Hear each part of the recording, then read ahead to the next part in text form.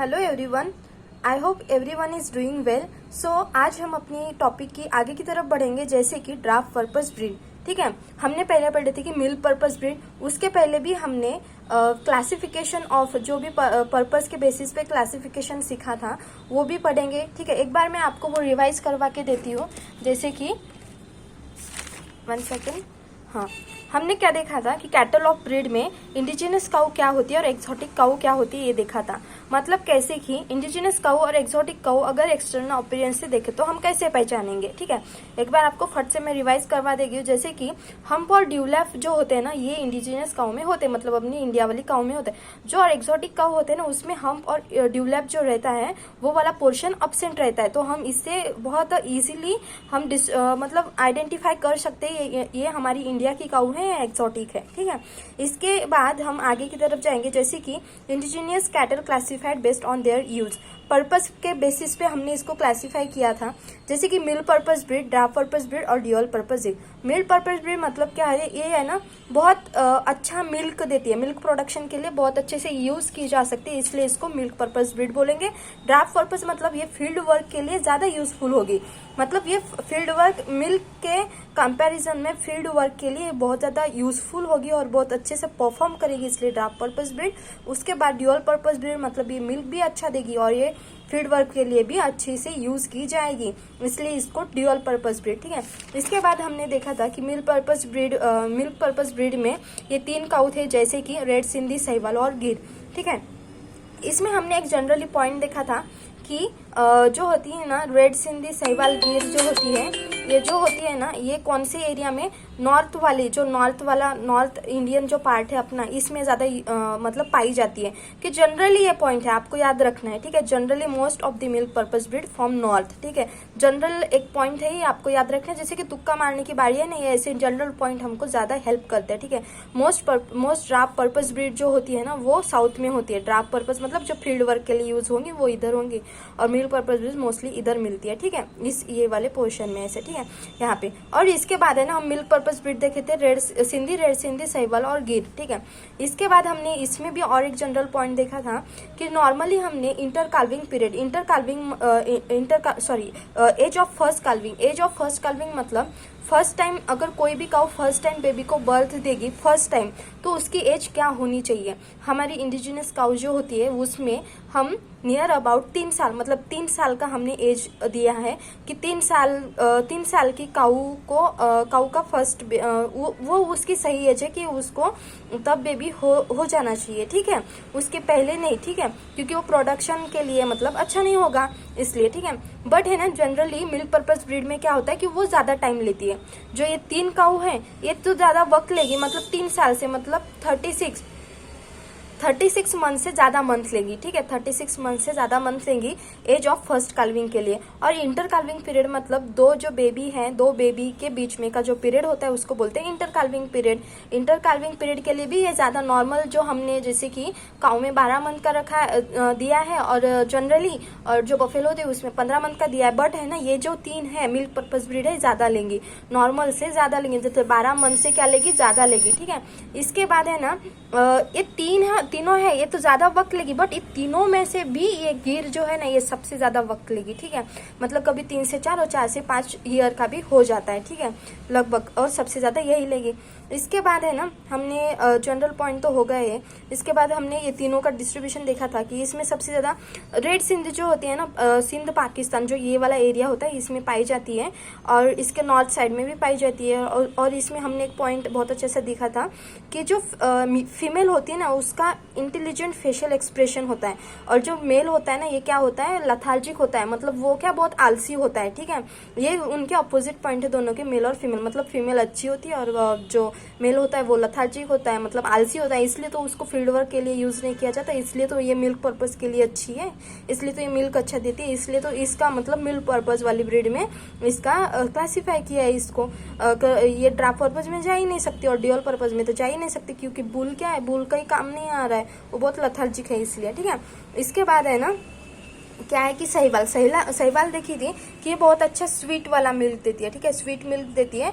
और ये best indigenous milk purpose breed है, milk among indigenous cow, highest sweetest milk among indigenous cow है, ठीक है। इसमें फीमेल डोमिनेटिंग होती है देन मेल, ठीक है, इसको अल्फा फीमेल भी बोला जाता है, ठीक है। इसके बाद हमने गिर देखी थी।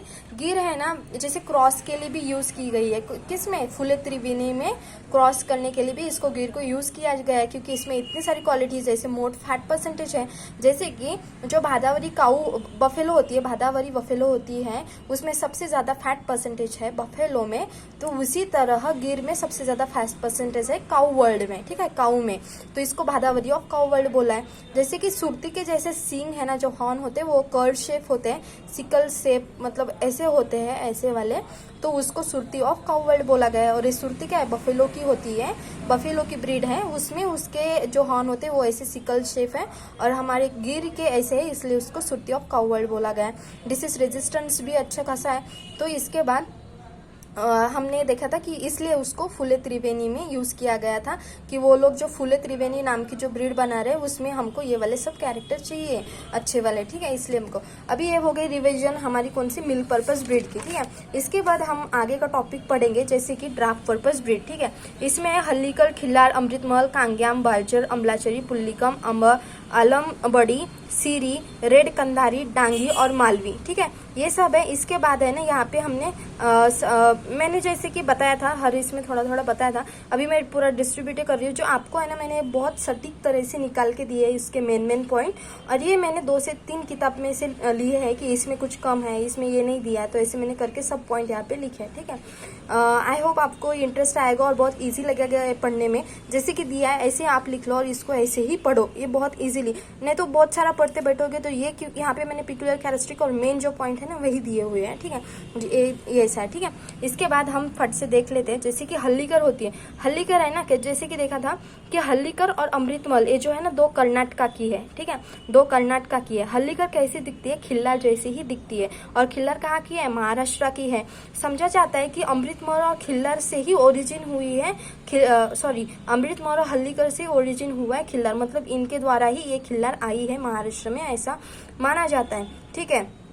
इसके बाद है ना हम खिल्लार का देखेंगे कि जैसे ये कर्नाटका की है, ये हल्लीकर का देखते हैं, ये कर्नाटका की है, ये खिल्लार जैसी दिखती है, इसकी ट्रोलिंग एबिलिटी है, इसके लॉन्ग हॉर्न्स होते हैं, mainly found in Hassan, Tumkur, Mysore district of Karnataka.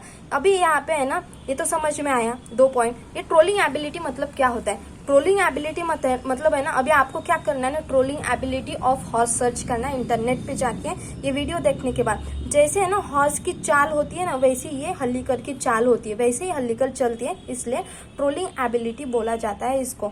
Long horn, अभी फिर से है ना एक जनरल पॉइंट आया है मैं जो आपको बताने वाली हूँ, लॉन्ग हॉर्न्स। जो हमारी पूरी ड्राफ्ट पर्पस ब्रीड है ना, इसमें सभी में ये लॉन्ग हॉर्न्स पाए जाएंगे, क्योंकि और ये स्पेशलिटी है कि जो ड्राफ्ट पर्पस ब्रीड होंगी ना वो सभी उनमें लॉन्ग हॉर्न ही पाए जाएंगे, ठीक है, उनके लॉन्ग हॉर्न। जैसे कि मिल्क पर्पस ढूंढा था कि जैसे मिल्क पर्पस नॉर्थ साइड में होती है, ठीक है, वैसे आपको ये ध्यान रखना है कि south draft purpose breed general point में साउथ साइड के होते हैं, और इनके हॉर्न कैसे होते हैं, लॉन्ग होते हैं, ठीक है।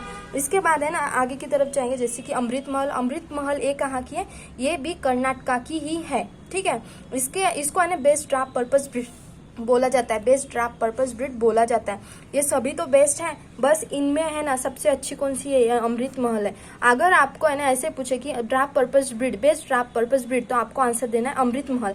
बट है ना आपको ऐसा क्वेश्चन पूछा कि बेस्ट ड्राफ्ट पर्पस ब्रीड इन महाराष्ट्र, अगर महाराष्ट्र में अगर पूछे ना आपको, तो आपको ये वाला आंसर देना है, जैसे कि खिल्लार ये वाला आपको क्या करना है, आंसर देना है। कर्नाटका है ना, कर्नाटका की ये जो अमृतमहल है ना, ये रूरल पीपल के द्वारा क्या की गई है, डेवलप की गई है। और इसमें है ना ये कौन से इसका यूजफुल क्या है, ये बहुत अच्छा काम करती है, जैसे ट्रांसपोर्टेशन ऑफ आर्मी इक्विपमेंट। ऐसा कौन से पिकुलर कैरेक्टरिस्टिक और ऐसा पॉइंट किसी भी ड्राफ्ट पर्पस ब्रीड में नहीं है, तो आपको अगर ये वाला पॉइंट आए तो आपको फट से अमृतमहल याद आना चाहिए, ठीक है। इसके बाद है ना उसको बेनी चावड़ी बोलते थे पहले के टाइम में, अर्लियर टाइम में, बट उसके बाद टिप्पू सुल्तान जो ये है राजा किंग, इन्होंने उसका नाम दिया अमृतमहल उसका रीनेम कर दिया, किसने, टिप्पू सुल्तान में, ठीक है। इसके बाद है ना आगे जाएंगे, जैसे कि खिल्लार। खिल्लार मैंने जैसे कहा था कि माना जाता है कि खिल्लार जो है अमृत महल और हल्लीकर इन दोनों से आई है, मतलब इनके जैसी ही दिखती है, हल्लीकर जैसी दिखती है, मतलब कर्नाटका के थ्रू ही आई होंगी ऐसे, मतलब उनसे ही कुछ रिलेशन होगा इसका, ऐसे माना जाता है। ठीक है, इसमें है ना ये महाराष्ट्र और कर्नाटका की है ऐसे माना जाता है।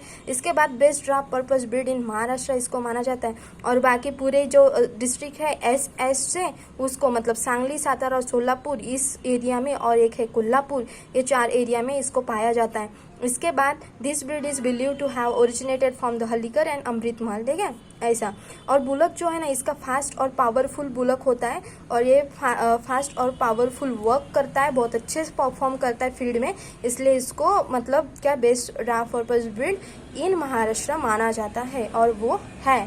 ठीक है, इसके बाद हम आगे की तरफ जाएंगे, जैसे कि कांगयाम। अभी आपको कांगयाम याद आया ना, तो कांगयाम से हमको काला याद आना चाहिए, और काला क्या है, इसकी आंखें है, मतलब ये आंख है और आंख के साइड का जो एरिया है ब्लैक है, मतलब अपनी लैंग्वेज में क्या ये कांगयाम को क्या है, डार्क सर्कल है। तो आपको ये ऐसा पॉइंट सिर्फ कांगयाम में ही है, और आपको वो अच्छे से क्या करना है, याद रखना है। और ये जो इसके कॉमन नेम है बहुत इजीली आपको इसको आइडेंटिफाई करते आएगा कि ये कहाँ की है, कांगयाम के ही है, क्योंकि कांगयाम और कोंगू कोंगनैक्ट ये क्या है, मतलब ऐसे बोलने को है ना सेम जैसा ही लगता है। ठीक है, इससे आपको समझ में आएगा और ध्यान रहेगा कि ये इसके, आप 2-4 बार पढ़ लोगे ना इसको, 2-4 बार पढ़ लोगे तो आपको ये सब याद रहने लग जाएंगे। ठीक है, उसके बाद है ना लॉन्ग हॉर्न, ये तो बताया कि जनरल क्वालिटीज़ है और जनरल इसमें होता है। तो इट एक्सपोर्टेड टू ब्राज़ील, और इसको एक्सपोर्ट किया गया है ब्राज़ील में कांगयाम को। ठीक है, उसके बाद prominently eyes are dark and rings around them, मतलब डार्क सर्कल। ठीक है, अभी ये मैं आपको बहुत अच्छे से समझाऊंगी। बार्जर को कैसे याद रखना है। अभी अगर बार्जर बोले ना तो हमको क्या याद आता है, बर्गर। ठीक है, अगर है ना मैं गई होटल में, ठीक है, और मुझे बर्गर खाना है, वो होता है इतना बड़ा, और मैं अभी मैं बहुत कॉशियस फील कर रही हूँ कि मैं इसको कैसे खाऊं करके। ठीक है, मेरे को शर्म आ रही है इतना बड़ा मुंह करके खाने में। ठीक है, उसी तरह ये बार्जर जो है ना ये तमिलनाडु की है, और ये एक पॉइंट याद रखना कि अनइवन हिली टेरान में जो ड्राफ्ट पर्पस ब्रीड पाई जाती है ना, जो अनइवन हिली टेरान में, वो ओनली वन है जो बार्जर है। और कॉशियस इन बिहेवियर, मतलब ये किसी को पास में आने नहीं देती, और आई तो वो क्या रहती है, डर जाती है, सहमा जाती है। ठीक है, उसी तरह हम बर्गर से ये बार्जर से ये वाली स्टोरी याद रखेंगे तो हमको ये वाला पॉइंट ध्यान में हो जाएगा और बहुत अच्छे से दिमाग में बैठ जाएगा। उसके बाद है ना speed and endurance in trolling ability. Speed and endurance in trolling ability, अभी हमने ट्रोलिंग एबिलिटी देखी थी हल्लीकर में, घोड़े जैसी चाल, वो बार्जर की भी है और किसकी है, हल्लीकर की भी है। इसके बाद हम जाएंगे आगे की तरफ, जैसे कि अपना 6th नंबर की है जो अमलाचेरी।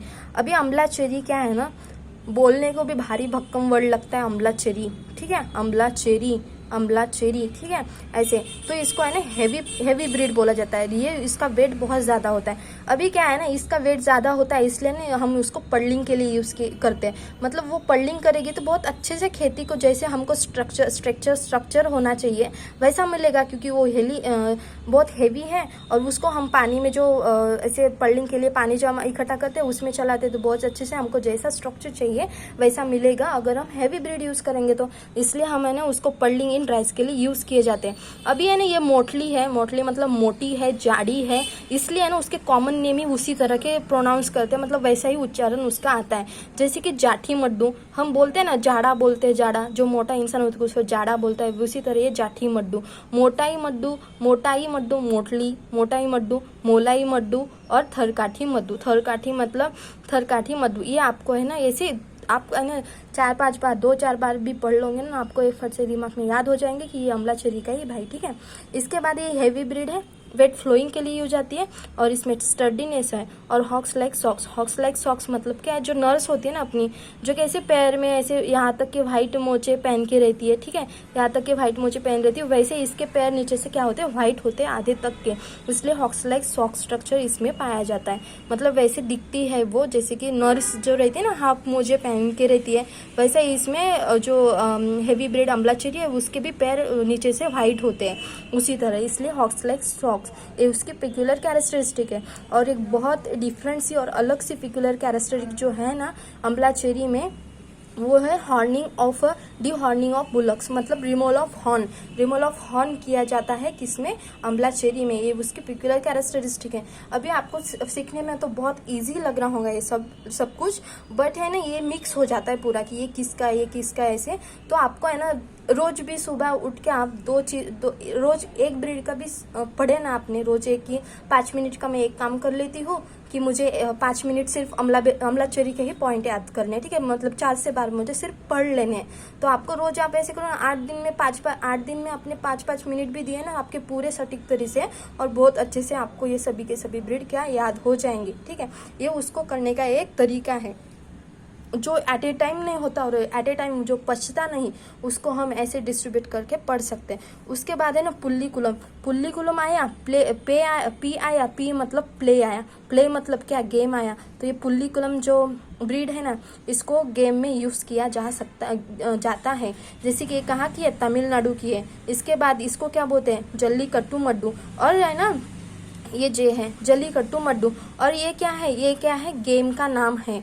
जल्लीकट्टू मड्डू क्या है, ये एक गेम का नाम है। उसको कोडाई मड्डू भी बोलते हैं। इसके बाद use for penning in fields. Penning in field मतलब क्या कि जो पुल्लिकुलम है ना ये क्या के लिए यूज की जाती है, पेनिंग इन फील्ड मतलब जो फील्ड में जो कचरा होता है हम डिकम्पोज के लिए डालते हैं उसको हम इसको है ना अच्छे से दबा सकते हैं। इसका ये चलेगी वहाँ पे तो अच्छे से वो हमको जैसा चाहिए उसका वैसा स्ट्रक्चर होगा हमारी सॉइल का, और वो बहुत अच्छे से अंदर दबा देगी वो उस कचरे को, मतलब वो हमारे क्या डिकम्पोज करने के लिए वो इजीली अच्छे से हो जाएगी। इसलिए पेनिंग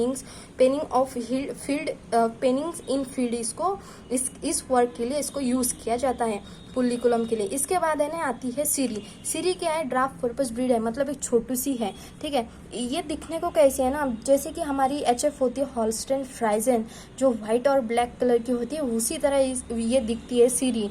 और ये सीरी कहाँ से है, सीरी ऐसा ऐसे रखेंगे आप याद, सिक्किम, ये कौन सी स्टेट में है, ईस्टर्न साइड वाले स्टेट में है, ईस्टर्न वाली साइड में स्टे। और अगर आपको सीरी से सिक्किम तो याद हो जाएगा, बट अगर ऐसा दिया उन्होंने भूटान और दार्जिलिंग दिया तो सिक्किम दिया नहीं, तो फिर आपको ये तीनों भी याद कर देंगे। ये भी तो इस साइड में है, ये भी इस साइड में, और ये लगभग उसी एरिया में आता है, ठीक है। इसका बुल होता है 550 kg का और फीमेल होती है 410 kg की। आई होप आपको ये और भी है, जैसे कि कितने हैं पूरे 12 है ये, तो इसमें से हमारा कौन सा 9th वाला, ठीक है। रेड कंधारी, अभी इसके है ना नाम में ही रेड कंधारी मतलब डार्क रेड कलर की है ये। और ये कहाँ की है, कंधार की है, डिस्ट्रिक्ट नांदेड़ की, और ये मुखेड़, बिल्लोई, लातूर और आंध्र प्रदेश एरिया में भी पाई जाती है, ठीक है। एक्सट्रीम ड्रॉट कंडीशन मतलब यहाँ पे बारिश कम होती है, वहाँ पे इसको रेड कंधारी को यूज़ किया जा सकता है।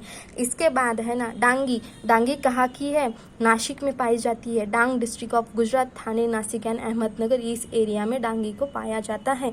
इसके बाद इसको है ना due to rainy season its body is oily, मतलब क्या है, ये जो है ना ये जो एरिया है ये रेनफॉल एरिया, मतलब यहाँ पे जो बारिश होती है वो ज़्यादा होती है, और बारिश ज़्यादा होती है इसलिए उसकी स्किन है ना डांगी की वो ऑयली हो जाती है, उसकी स्किन क्या ऑयली हो जाती है। इसलिए जहाँ पे रेनी एरिया में इसको यूज़ किया जाता है उसकी स्किन क्या है, ऑयली है, ठीक है। ये ड्राफ्ट पर्पस ब्रीड है, adaptable for rainy areas, useful in paddy, और पैडी के लिए भी यूज, रेनी सीजन है मतलब वहाँ पे पैडी लगाई जाएगी और पैडी में उसकी पडलिंग के लिए इसको यूज़ किया ही जाएगा, ऐसा, ठीक है। इसके बाद हमने ये मालवी देखना है, MA से क्या मध्य प्रदेश याद करना है हमको, मालवी को नीलगाय भी बोलते हैं ये भी याद रखना है। और इसके बाद मनथानी और महादेवपुरी इस एरिया में इसको पाया जाता है। इसके बाद है ना ये मध्य प्रदेश, MA से मालवी से मध्य प्रदेश हमको याद रखना है, और ये झेबू ब्रीड है, ठीक है। इंडियन ब्रीड को ही झेबू ब्रीड बोला जाता है। इसके बाद आलमबड़ी रिसेंबल लाइक हल्लीकर जैसी और कौन सी थी, खिल्लार थी जो महाराष्ट्र की है, और ये है आलमबड़ी, ऑल्सो कॉल्ड एज बेटा, और इसको क्या बोला जाता है, बेटा बोला जाता है, और इसको ऑल्सो बेटा भी कहा जाता है।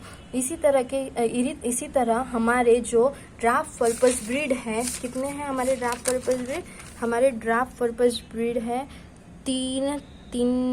6 3 3 9 3 4 12, ठीक है। 12 ड्राफ्ट पर्पस ब्रीड है। हमने आज इसको बहुत अच्छे से पढ़ा है और बहुत सटीक तरह से आपको मैंने यहाँ पे पॉइंट निकाल के दिए कि क्या क्या कौन सा याद रखना है, ठीक है। और ये बहुत आप भी ऐसा ही लिख लो।